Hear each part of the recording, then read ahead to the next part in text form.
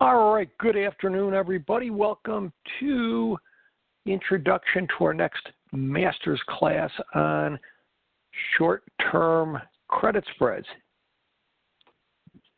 Welcome to everybody, one and all. Welcome, welcome. Can you guys see the slides okay? Perfect. All right. You say, Dan, this is the first webinar I've seen in a while with you. What's this master's class? For the last, few months, we've been starting a new series for our online classes of master's classes. And what these are classes designed to basically work with one methodology and really zero in on it to help you get consistent with one strategy. Most of you, I would say the goal would be, Dan, hey, if I could do one strategy consistently and make money on it, I'd be thrilled. Well, the master's class is approaching the main strategies we do, but it's taking the key methodology we use. So we're not talking about 16 different butterflies or 16 different credit spreads. What's the one methodology, and then really work on the nuances. And that's what distinguishes the master's classes from most of the online classes I've done the last 4 or 5 years, where I've focused on a lot of different things, but here we're really zeroing in to help you become the master craftsman. That should be your goal. And being that, to make some money on a consistent basis. That's the goal. So master's class short-term credit spreads. Today is for educational purposes only. The new class schedule, here it is. We'll be going 3 weeks, 6 classes.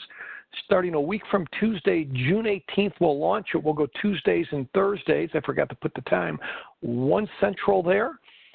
Cost will be $297. Classes will be about an hour each. Some go longer, some a tinge shorter. All the classes will be archived and recorded, so if you're working, you can watch them when you get home. You can watch them on the weekend. You can watch them 4 months after the class. They'll still be on you get a class page for each class. You can submit questions anytime. There'll be an Ask Dan a Question button that you could click on. So all these classes are very practical. We usually do a live trade for illustrative purposes on every class that I teach, and we follow it through so you can see how to do this. That even helps, even if you're a beginner or intermediate, that helps you kind of see how this thing works. So that's some information on the class. Here's some class topics that we're going to be covering during the class. You say, Dan, what are you going to cover during the class? How to generate weekly income in SPX and RUT using credit spreads. When and how to turn a credit spread into an iron condor. How to simply and effectively limit my risk so that 1 month doesn't kill me. And that's usually the song of most credit spread traders. I was doing good for 8 months, then the market turned. It simply means they don't have a good risk management plan. How to replace low-yield cash-secured puts and stocks with high-yield credit spreads. So we'll be getting into stock credit spreads, how a high-yield way with the risk management process to replace your low-yield cash-secured puts, which eat up a ton of capital. 2 useful indicators that tell us when to play short-term strategies, and we'll explain how to use them. How we use VIX to pick the duration of credit spreads. Short-term trades would be like 1 to 15 days, 1 to 16-day duration. Longer-term trades would be like 30 to 60-day duration. What is the best delta we should use to pick the short strike for credit spreads? What is the best width for credit spreads and the advantages and disadvantages for different widths? And how to get the best execution when initiating, adjusting existing, and exiting credit spreads, which is very important. So quite a few different topics that we'll be discussing. And then finally, a few more class topics. We'll be covering a lot during the class. What are 6 very effective adjustments for iron condors? I should have said credit spreads. I apologize. Typo. Iron condor should be credit spreads. I know I got an eye because they're so related. You know, an iron condor is 2 credit spreads, one in the puts, one in the calls. A credit spread would be either doing the call side or put side. So in the first 2 bullet points, I apologize. I even read this over, but obviously I must not have read it over good. So what are 6 very effective adjustments for credit spreads? So we'll go over kind of 6 key ones, how to use it, when to apply it, when I would use it, when is one adjustment better than the other. And then you could use a lot of these for iron condor adjustments as well, but they specifically apply to credit spreads. How to scale credit spreads to generate $5,000 to $10,000 monthly. Here I'm just going to show you some of the principles of scaling, how to do it, what are some of the problems you come up with, how I would do it, and how to have an intentional plan to up it. Obviously, especially if you're newer, you want to start out maybe trying to generate a couple $100 a week or a month, and how to effectively scale it. How to protect credit spreads on the downside if we have a black swan event. What is a plan for a beginner to credit spreads to get off on the right foot, right? So any level would get a lot out of this class. Best duration for trading credit spreads, and then how to apply. I have a 4-step plan for managing trades, how to apply Dan's unique 4-step plan for credit spread success. So that'll give you a little bit of an idea what we're going to be covering. There's 6 classes. I'll teach the majority of them. Mark or Jay may each teach a class. Jay has got a very good plan for trading directional credit spreads, one of the best I've ever seen. And he'll be doing that. Mark, I have to talk to. I didn't talk to him today to see if he does much with credit spreads. Jay's got an incredible directional plan, but we'll at least give you a different voice than mine for at least 1 or 2 sessions. All right, let's look at the market today. I took the slide about an hour ago. I think we're around here. SPX 2880. What are we now? Are we about 2880 or are we a little higher in the SPX? Anybody? Anybody looking? Philip says 2878, up 35. Okay, so this is good enough for government work. You know, it's very interesting today. Anybody curious today, why is this unusual? SPX up 37 and VIX up. Who thinks that's unusual? Who doesn't think it's unusual? Yes or no? Yes, I think it's unusual. No, I don't think it's unusual. SPX is up 37 points today, and VIX is up.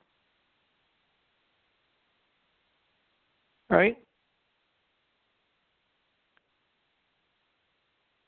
Some of you have seen it before.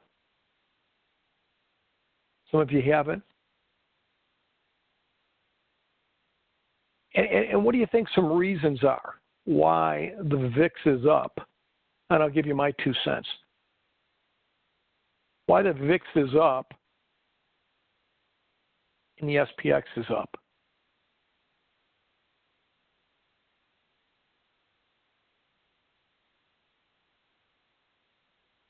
Yeah, I mean, what was the? Yeah, all of you are, all of you are right, in many aspects. But you know, even today, what was the basic news today? At least, again, financial journalists have to come up with a reason why the market's up. Not that they're right, but what was the reason today they said the market was up? It was related to the job news, right? And that, because of the job news, as George says, there might be, what do they say I was reading today, 90-some% probability that they're going to raise the rates or raise the rates, right, by December. But here's the thing. In the world of news, right, this is today. Is Monday going to be something different? Is Tuesday going to be something different? Is this going to be old news by Monday? Is anything resolved? Not a stinking thing, right?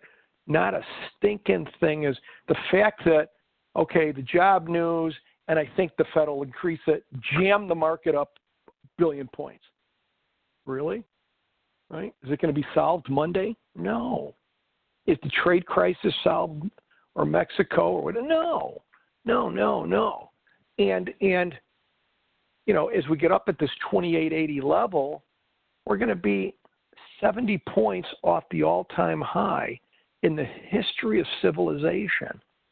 And Dino says Monday the tariffs go into effect, right? So if you're a stinking hedge fund, right, here's what you're doing. If you're a hedge fund and you own stock, here's what you're doing. You're laughing giddily in the corner, right? If I'm a fund and I'm long lots of stock, I'm in a corner giddy, laughing, right? But every time I take a break between my laughs, you know what I'm doing?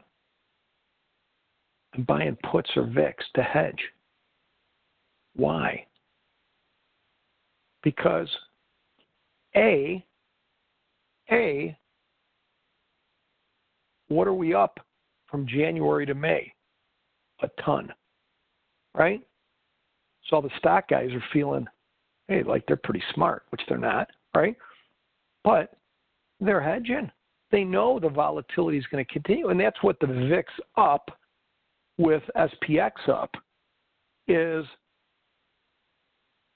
Yeah, people believe the volatility will continue, and this 37 points up, we could be down 50 Monday, right?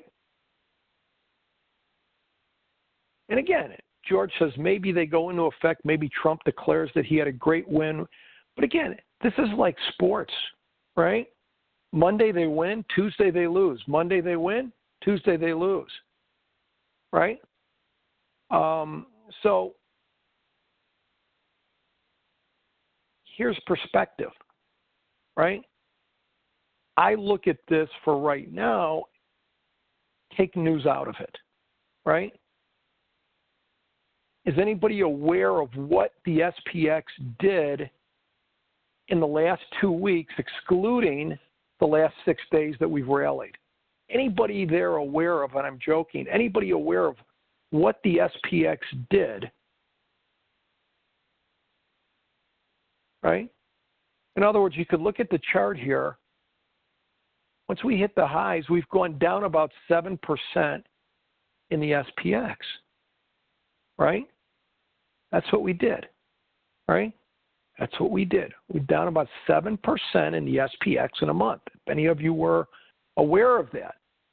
And then we just came back some, right? But, so you say big up move. Yeah, but to me, the biggest up moves are from down moves, right? And Eiler says we bounced off the 200 DMA. Yeah, and we've kind of flew up here. But, to me, again, we're still 70 points off the all-time highs in the history of the world. And there's a lot going on. And that's what the VIX is telling you. The VIX is saying, hey, I'm excited. My retirement account is excited about the upside. Stock funds are excited about the upside. Brokerage firms are excited about the upside. Options firms are excited about the upside because, the dirty secret, most brokerage firms, they want an up market. That's when people trade. If the market was an extended down period, the retail public doesn't play with volatility and big market moves down, doesn't play as much over time, right? How many of you guys back off when the market's going down a lot? Quite a few. So anyways, that's my 2 cents on it. And, it just means we're if you look at numbers like average true range, which basically measures the width of these price candles. And the wider they are, the higher the ATR is.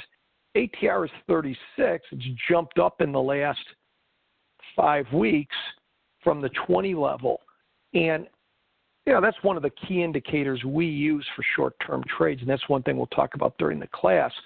But it's high now. It's because we're getting, if you look at the distance between the high and the low for a day, it's a lot, right?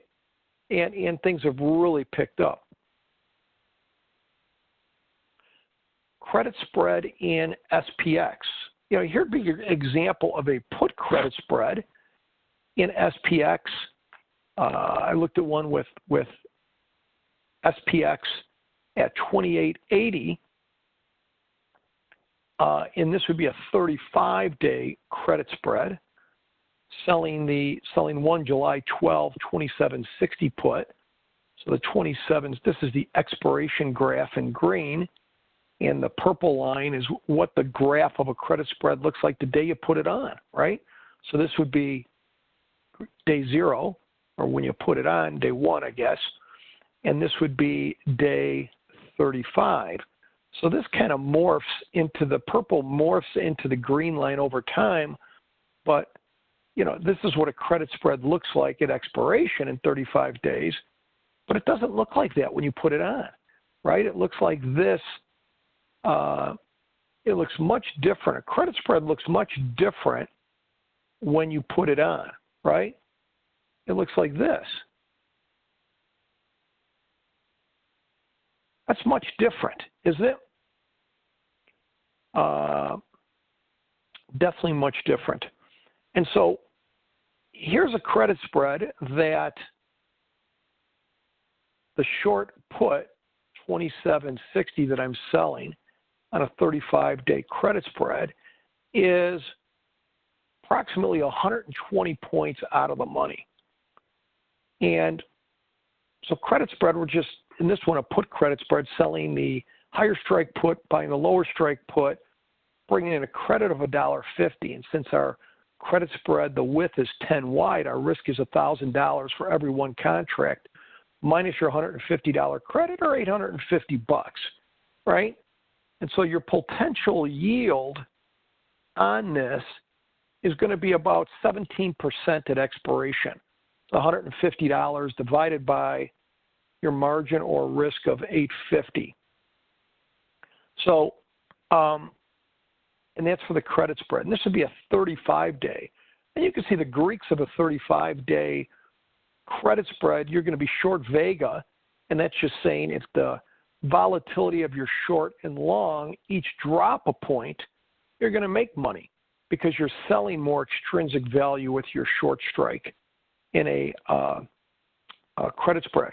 You have positive theta, positive time decay, because again, you're selling the one with more time premium, buying the one with less time premium or extrinsic value. And you're a little bit long deltas on this trade. So when the VIX is higher, let's say 16, 17, 18 versus 11, 12, or 13, how does that affect your credit spread? You get more room. Your strike, you get farther out, you can sell your strike, and you get a little better credit when the volatilities are higher. But here's a 35-day credit spread for $1.50, and you know what? You can do a 14-day credit spread for about the same thing, $1.50, right? You only get 77 points out of the money. You sell the 2800 short strike with the SPX at 2877, but when you're doing a short-term credit spread like a 14-day, you can get in and out of these every week almost. And so instead of so you can put 4 on probably a month, whereas if you're doing a 35-day put credit spread, you're not going to be able to turn over the inventory as much because it takes longer for things to develop. in a 35-day trade. And you can see here it's the same thing. $1.50 credit, $8.50 margin or risk. And again, long deltas, but you get about 4 times the positive theta on a 14-day spread versus a 35-day spread. And then if you look at, you say, hey, could we do call spreads? I'm going to show you, in the class whether to do a put or call, and some programs for puts, but we do use some call credit spreads. But someone may look at RUT and say, even though SPX is well above the 200-day moving average, RUT is still below it, isn't it? Isn't RUT? I think I looked at it last. It was 15.16 up 13. Here was the RVX. Here's the ATR. But we're still, aren't we? I think we're still below the 200-day moving average in RUT. Is that true? I think so. But we're below the 200-day moving average in RUT. And so somebody may say, hey, you know what? We've had a pretty good rally today in the SPX, which brought RUT up. You know what? Might want to do a call credit spread in RUT. And we're going to show you how to trade them directionally, when to do a call or put, but we're also going to show you how to just put them on a regular basis for your long part of your portfolio. If you like a stock or the market over time, doing put credit spreads. And that's where the kind of the replacement for the cash secured put comes in. Dino says, yes, the 200 is at 1545 area, and Russell SMA, thanks. So here's one where I can go and sell. This would be about, in this particular example, sell a 20 delta call, the 1560s, with us at 1516,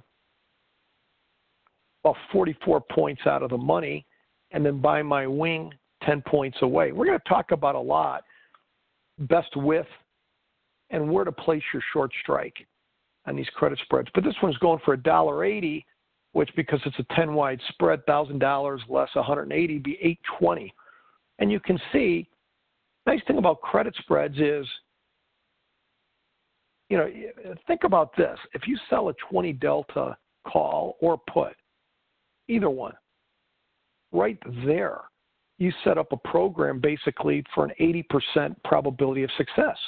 So the 20 delta is telling you. 20 delta is saying the probabilities of going through your short strike during by expiration and finishing below your short strike or above your short strike if it's calls, it's only 20%. So even if you have no idea where the directions of the market, if you just, took a dart and threw it, calls or puts, and you did a 20 delta, over time, you're going to make money. And so, but we're going to add in risk management and why we would do maybe the put side more than the calls, and when we would do the call side. This is a 13-day credit spread in RUT, and I'm about 5 delta short, positive theta short Vega, and this is where the underline is. And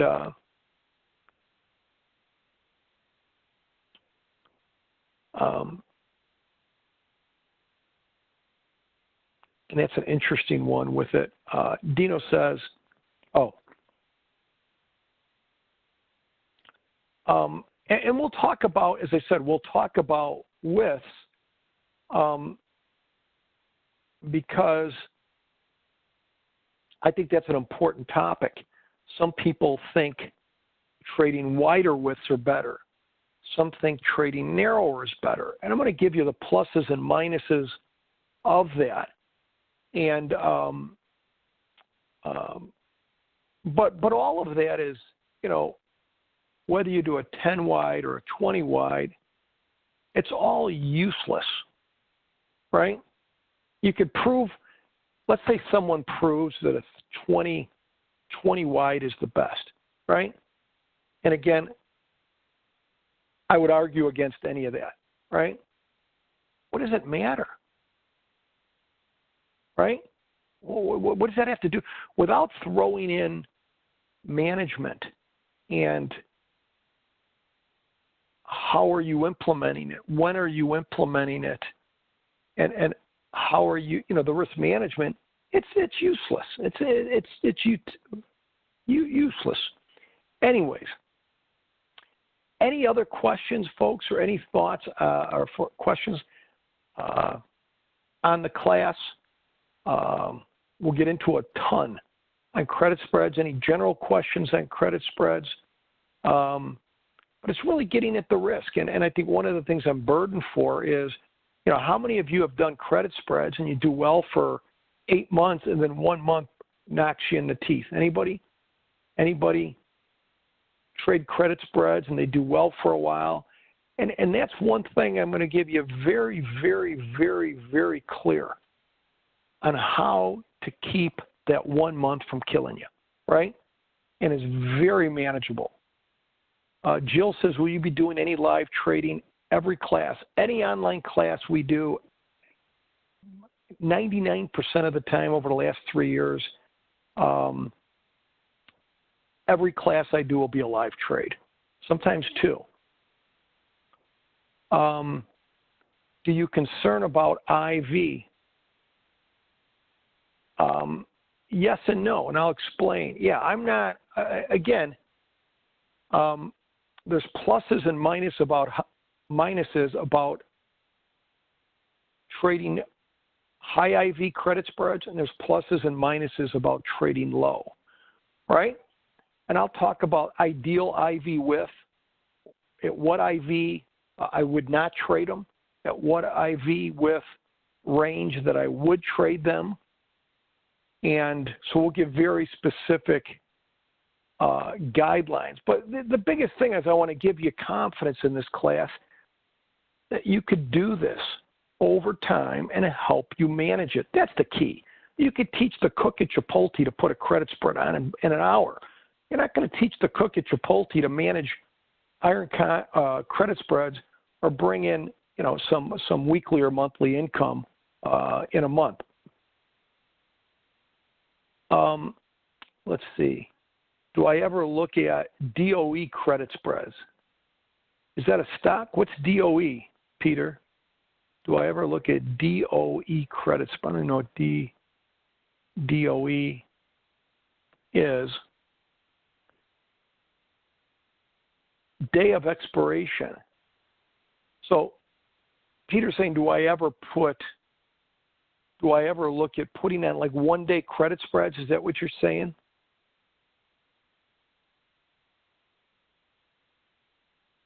Yeah, credit spread is a vertical. Yeah, whoever said that, a credit spread is a vertical, right? You can buy a vertical and you can sell a vertical. We're talking about selling verticals. Usually you sell verticals more. I mean, you can go either way, but a lot of times when people are selling verticals, it's for income, and you're some directional. Buying verticals is a little more directional, but we're talking about selling out of the money verticals. Yes, that's what we're talking about. I've played around at times with 1 day, and there's nothing wrong with doing 1 day or 3 day credit spreads. But it's, again, it's and I'm happy to answer those type of questions. It's like you can, it's just how much capital you want to put into it, right? You guys might buy a lotto ticket, right?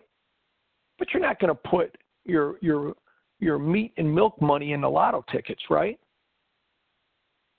So it's all, and everything is the size. The higher the risk, like a 1 day or a 3 day credit spread, I put less capital into it. The yields are phenomenal, but the risk is higher. So it's just, that's really the lesson with 1 to 3 day credit spreads is what's the proper size.